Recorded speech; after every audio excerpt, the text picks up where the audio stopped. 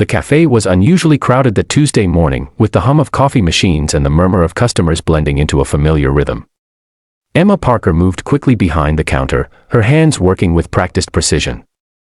The smell of freshly ground coffee beans swirled in the air, mixing with the faint sweetness of pastries from the oven. She liked mornings like this. It kept her busy enough to forget how lonely the small apartment felt when she went home at night. She had been working at Brew and Bean for almost 3 years. It wasn't glamorous, but it paid the bills, and she loved the regular customers who came in for their morning caffeine fix. She knew their orders by heart. Mr. Thompson liked his cappuccino with extra foam, Mrs. Keller always asked for a blueberry muffin warmed for exactly 30 seconds, and Jake, the flirty college kid, tried to pay in compliments more often than cash. But today, there was a man she had never seen before. He walked in wearing a tailored black suit that looked like it cost more than her entire monthly rent. His dark hair was perfectly styled, his sharp jawline almost too defined to be real, and his icy gray eyes scanned the cafe like he was expecting to find flaws in every corner.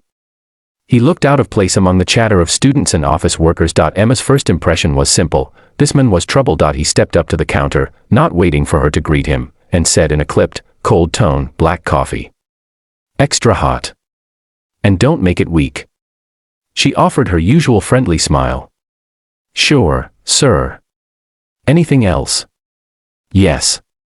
"Speed." His gaze flicked toward her name tag. "Emma." "I don't have all day." Her smile faltered, but she forced it back. "Of course." She turned to start his order, but the man's voice followed her, "And make sure the cup isn't smudged like the last one I saw. Clean work matters." Emma froze for a second. No customer had ever spoken to her like that, not even the most entitled ones. But she decided to bite her tongue. She made the coffee exactly as requested, extra hot, with the strongest brew they had. She carefully wiped the cup, placed the lid on, and brought it to him with a polite, "Here you go. Extra strong, extra hot, just like you asked." The man took a sip without saying thank you, then looked at her sharply. "Too bitter." Emma blinked. "Sir, you did ask for the strongest brew. I know what I asked for." The point is, a professional would have known how to balance strong flavor with drinkability. His voice was low, controlled, but it carried the kind of authority that made other customers glance over. Emma felt heat rising in her cheeks. She was tired, overworked, and in no mood for arrogance disguised as feedback.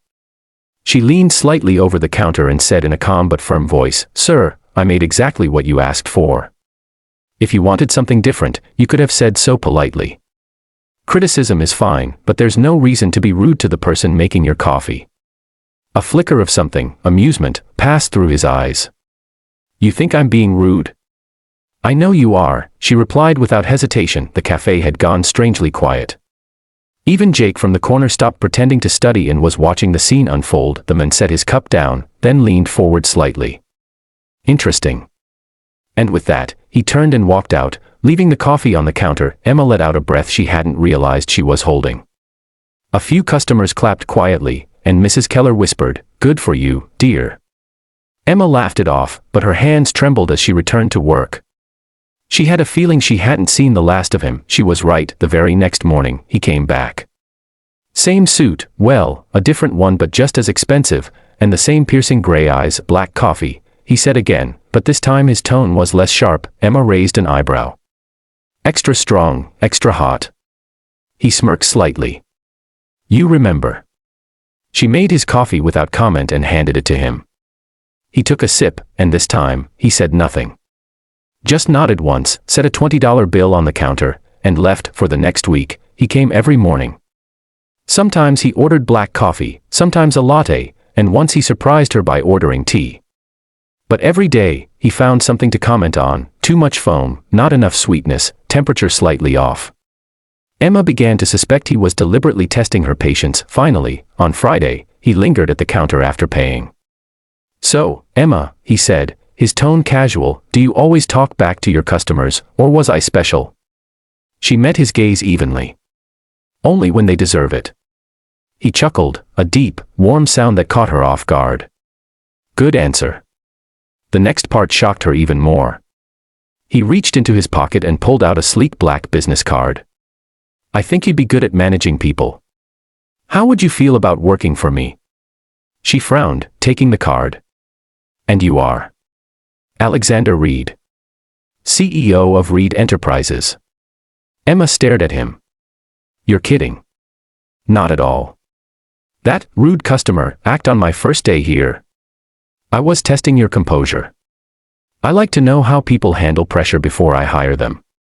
She blinked at him. You were testing me. For what job? Executive assistant. The pay is 6 times what you make here.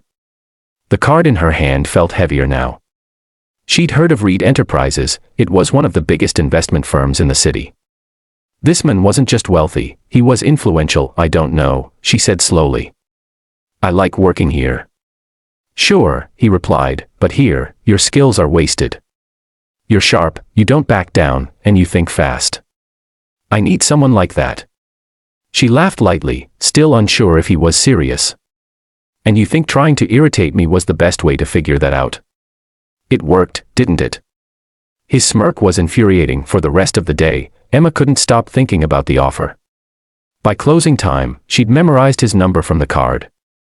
She told herself she wouldn't call him.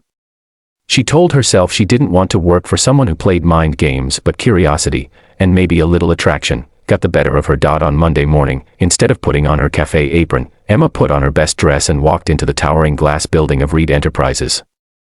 She found Alexander waiting in the lobby, looking every bit the powerful CEO. Welcome to your new job, he said with a knowing smile. Emma hesitated for only a second before following him toward the elevators, wondering what exactly she had gotten herself into, and knowing her life was about to change forever.